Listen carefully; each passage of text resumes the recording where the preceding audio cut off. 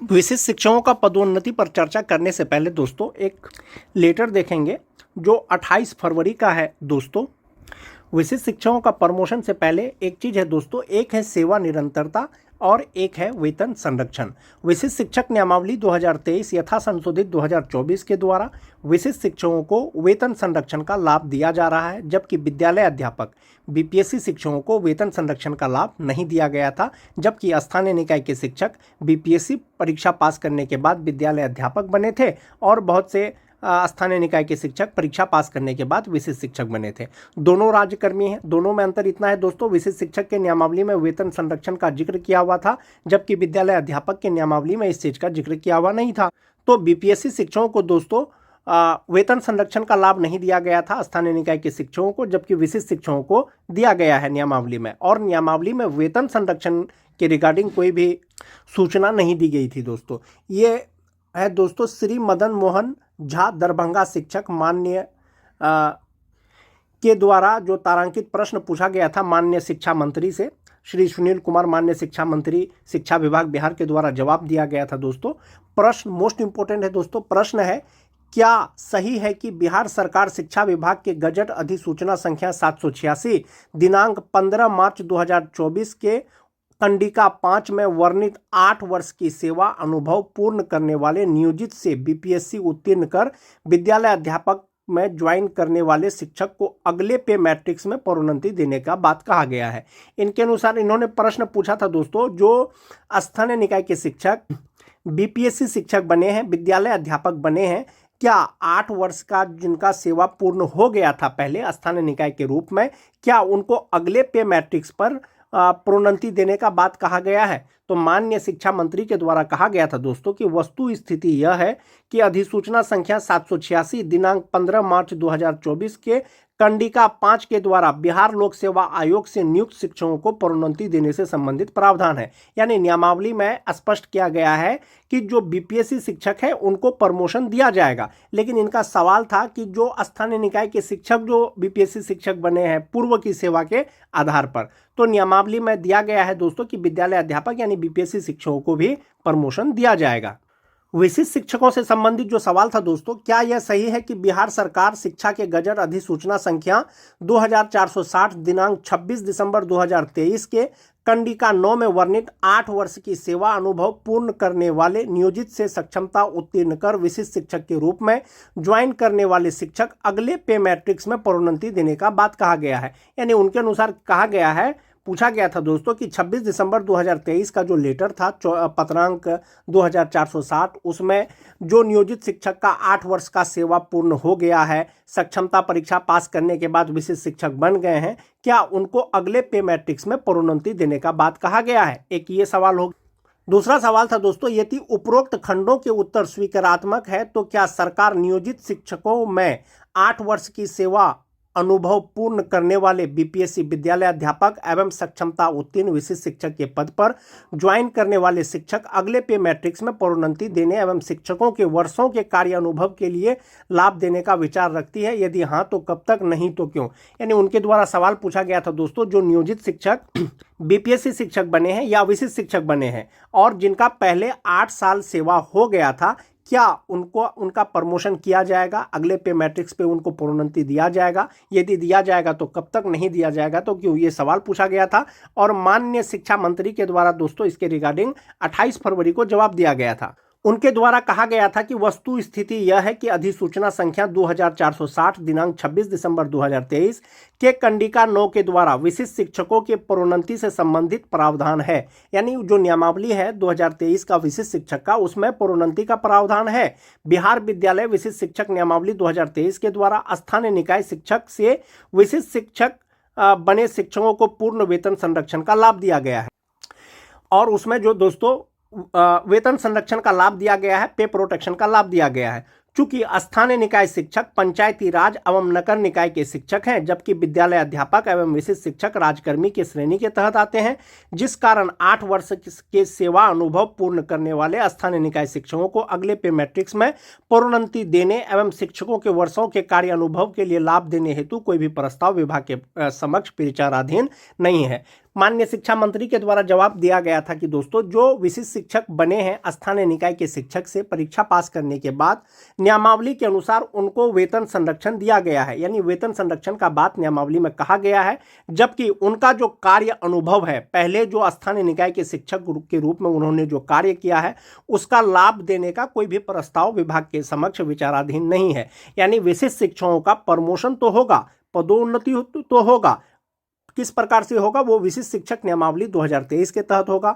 BPSC शिक्षकों का promotion तो होगा, जो स्थानीय निकाय के शिक्षक बीपीएससी शिक्षक बने हैं उनका प्रमोशन तो होगा, लेकिन बिहार विद्यालय अध्यापक नियमावली 2023 के अनुरूप होगा। जो उनका पहले का सेवा था दोस्तों, फिलहाल उसका गणना नहीं किया गया है और विशिष्ट शिक्षक नियमावली के अनुसार सिर्फ और सिर्फ वेतन संरक्षण का लाभ दिया जा रहा है, अभी पे प्रोटेक्शन का लाभ दिया जा रहा है। यदि विभाग के द्वारा, सरकार के द्वारा विशिष्ट शिक्षकों को या विद्यालय अध्यापकों को जो नियोजित शिक्षक परीक्षा पास करने के बाद बने थे, यदि उनको सेवा निरंतरता या उनका जो कार्य अनुभव है यदि उनका लाभ दिया जाएगा तो बाद में हो सकता है कि नियमावली में संशोधन हो, वो आपको आने वाले समय में पता चलेगा। जहां तक बात विशिष्ट शिक्षकों का है दोस्तों, नियमावली के अनुसार सिर्फ और सिर्फ उनको अभी वेतन संरक्षण का लाभ दिया जाएगा।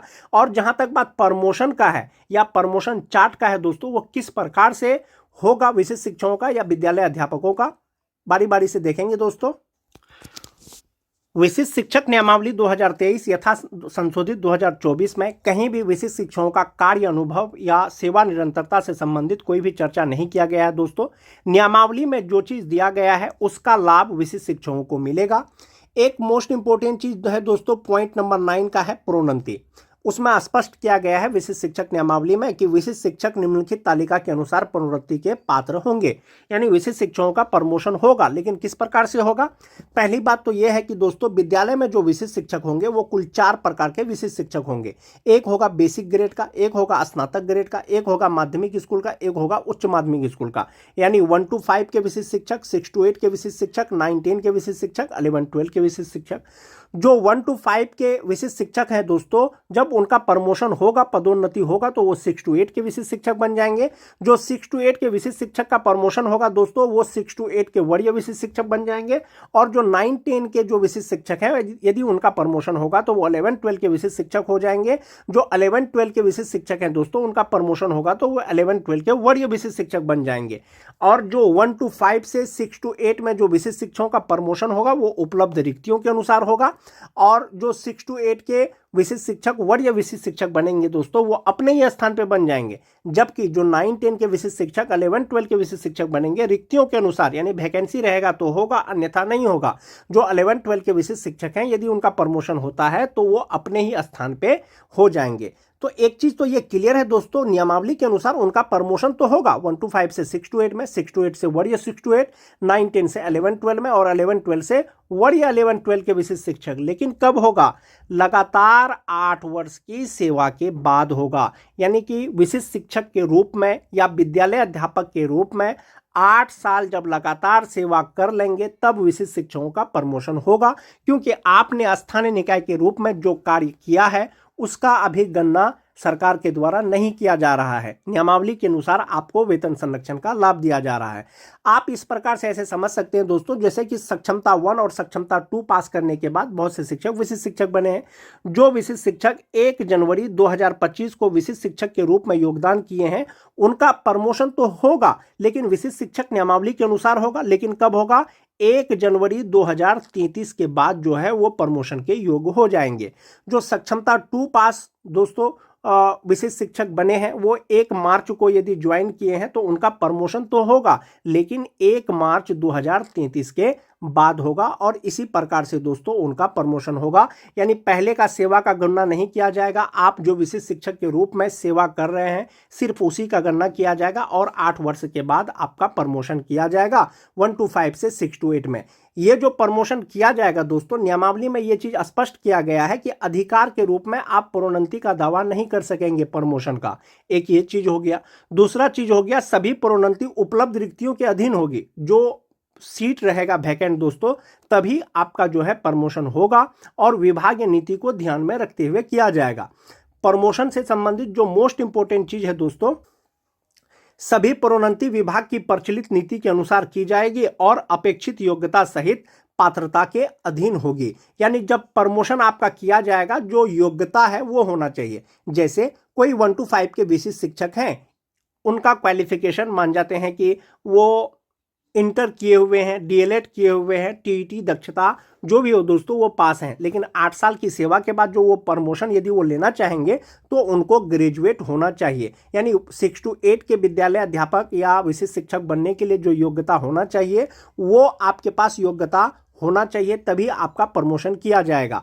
जो 9-10 के शिक्षक, विशिष्ट शिक्षक का यदि प्रमोशन होता है 11-12 में दोस्तों, तो 11-12 के जो विशिष्ट शिक्षक बनने के लिए या शिक्षक बनने के लिए जो योग्यता चाहिए वो योग्यता उनके पास होना चाहिए, तभी प्रमोशन किया जाएगा। यानी आपके लिए योग्यता अनिवार्य है यदि आप प्रमोशन लेना चाहते हैं तो, और 8 साल के सेवा के बाद आपका प्रमोशन किया जाएगा।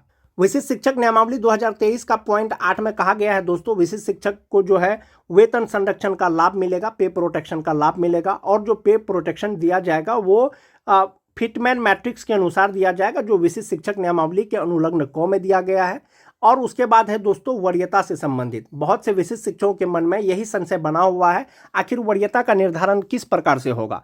जो सबसे ज़्यादा सीनियर होंगे, सक्षमता 1 पास शिक्षक सीनियर होंगे या सक्षमता 2 पास सीनियर शिक्षक होंगे। तो दोस्तों विशिष्ट शिक्षक नियमावली 2023 में सक्षमता 1, 2 या 3 करके किसी भी चीज़ को डिफ्रेंशिएट नहीं किया गया है। इसमें बस सिंपल सा कहा गया है कि वरीयता का निर्धारण जो किया जाएगा, जिला स्तर पर जो है वरीयता सूची तैयार की जाएगी, जिसमें 1 to 5 का अलग, 6 to 8 का अलग, 9-10 का अलग और 11-12 का अलग वरीयता सूची तैयार किया जाएगा। अलग अलग जब लिस्ट बन जाएगा तो उसमें मोस्ट सीनियर कौन होंगे, उसके लिए दोस्तों 3-4 मापदंड विभाग के द्वारा नियमावली में ही दिया गया है। पहला जो ऑप्शन है दोस्तों वो है कि स्थानीय निकाय शिक्षक के रूप में प्रशिक्षित वेतनमान प्राप्त करने की तिथि से 2003 से लेकर के 2022 तक बहाल जो भी स्थानीय निकाय के शिक्षक बहाल हुए थे और परीक्षा पास करने के बाद जो विशिष्ट शिक्षक बने हैं, जो वरीयता का निर्धारण किया जाएगा दोस्तों, जो 1 to 5 के शिक्षक हैं, तो प्रशिक्षित वेतनमान यानी आपको प्रशिक्षित वेतनमान कब से मिल रहा है, एक वो हो गया। दूसरा, बहुत से शिक्षक ऐसे होंगे दोस्तों जिनका प्रशिक्षित वेतनमान प्राप्त करने की तिथि एक ही होगा। जैसे टीटी पास शिक्षक, बहुत से शिक्षकों का जो प्रशिक्षित वेतनमान प्राप्त करने की तिथि है ना, वो 2019 से है और सेम डेट से है। ऐसी स्थिति में उसका जो जन्म तिथि है वरीयता निर्धारण करने के लिए जो है वो मापदंड तय करेगा। एक तो हो गया डेट ऑफ बर्थ हो गया। दूसरा हो गया दोस्तों, बहुत से शिक्षक ऐसे हो सकते हैं उनका प्रशिक्षित वेतनमान का तिथि एक ही हो और जन्म तिथि भी एक ही हो, तो उनका जो नाम का अल्फ़ाबेट है दोस्तों वो उसका वरीयता तय करेगा। उसके बाद अगर इसके अतिरिक्त कोई मामला आता है दोस्तों, विभाग इस पर निर्णय लेगा और विशिष्ट शिक्षकों का जो वरीयता निर्धारण होगा दोस्तों वो 1 to 5 का अलग होगा, 6 to 8 का अलग होगा, 9-10 का अलग होगा और 11-12 का अलग होगा। मोस्ट इंपॉर्टेंट चीज़ है दोस्तों कि जो वरीयता का निर्धारण होगा वो आपके प्रशिक्षित वेतनमान प्राप्त करने की तिथि से होगा। ऐसा नहीं है कि कोई सक्षमता 1 पास करके पहले विशिष्ट शिक्षक बन गए हैं, कोई सक्षमता 2 पास करने के बाद में विशिष्ट शिक्षक बने हैं, तो सक्षमता 1 पास करके जो विशिष्ट शिक्षक बने हैं वो 2 वाले से सीनियर हो जाएंगे। नियमावली के अनुरूप उनका नहीं होगा दोस्तों। नियमावली के अनुरूप प्रशिक्षित वेतनमान प्राप्त करने की तिथि अगर वो सेम है तो जन्म तिथि, अगर वो भी सेम है तो नाम का अल्फ़ाबेट, और इसके अतिरिक्त अगर कुछ आता है तो विभाग इस पे निर्णय लेगा। और जो सक्षमता 1 और सक्षमता 2 या सक्षमता 3 या सक्षमता 4 से संबंधित है दोस्तों, उसका प्रभाव सिर्फ आपके प्रमोशन पे पड़ेगा। क्योंकि जनवरी 2025 में जो विशिष्ट शिक्षक के पद पर योगदान किए हैं, 8 साल बाद 1 जनवरी 2033 को वो प्रमोशन के लिए योग्य हो जाएंगे। जो सक्षमता 2 वाले हैं 1 मार्च को ज्वाइन किए हैं तो 1 मार्च 2033 को योग्य होंगे। यानी 8 साल का सेवा का जब गणना किया जाएगा, आपका प्रमोशन किया जाएगा, तो संभवतः 3-2 से पहले सक्षमता 1 वाले का प्रमोशन होगा और वरीयता का निर्धारण प्रशिक्षित वेतनमान प्राप्त करने की तिथि से ही होगा। जैसा कि आप देख पा रहे होंगे दोस्तों, जो बेसिक ग्रेड का स्टार्टिंग बेसिक पे है वो 25,000 रुपया है, 6 to 8 का 28,000 रुपया है, 9-10 का 31,000 है और 11-12 का 32,000 है। बहुत से शिक्षक खास करके छठा फेज वाले जिनका बेसिक ग्रेड का मान जाते हैं मूल वेतन उनका 25,000 से यदि वे शुरू करते हैं, 8 साल बाद यदि उनके पास योग्यता होगा स्नातक ग्रेड का शिक्षक बनने के बाद, 8 साल बाद जो उनका इंडेक्स होगा वो 8वें इंडेक्स पर 8वें इंडेक्स उनका जो बेसिक पे होगा वो 30,750 रुपया होगा। चूंकि 8 साल बाद यदि उनका प्रमोशन होता है दोस्तों, तो उनका बेसिक पे 34,440 रुपया होगा। भले ही वे प्राइमरी स्कूल में रहेंगे, लेकिन उनको जो वेतन मिलेगा वो 6 to 8 का मिलेगा और यही उनका बेसिक पे हो जाएगा। सेम रूल दोस्तों 11-12 में भी 6 to 8 में भी इसी प्रकार से होगा। यदि कोई 6 to 8 के विशिष्ट शिक्षक हैं, खास करके छठा फेज वाले, वो 28,000 से शुरू करते हैं। 8वां जो इंडेक्स है उनका 34,440 रुपया का है। यदि उनका प्रमोशन होता है दोस्तों, तो उनका बेसिक पे 36,680 रुपया हो जाएगा। इसी के आधार पर दोस्तों उनका वेतन बढ़ेगा और उनका प्रमोशन हो जाएगा। तो संभवतः जो सक्षमता 1, सक्षमता 2, सक्षमता 3 है दोस्तों, आपके प्रमोशन पर इसका प्रभाव पड़ सकता है। लेकिन जहां तक बात सीनियर जूनियर का है दोस्तों, इसका कोई प्रभाव नहीं पड़ेगा। प्रमोशन के लिए लगातार 8 साल का सेवा होना अनिवार्य है नियमावली के अनुसार। आज के वीडियो में दोस्तों बस इतना ही। वीडियो अच्छी लगे तो अपने दोस्तों में लाइक और शेयर जरूर कर दें। मिलते हैं एक नए वीडियो के साथ, तब तक के लिए धन्यवाद।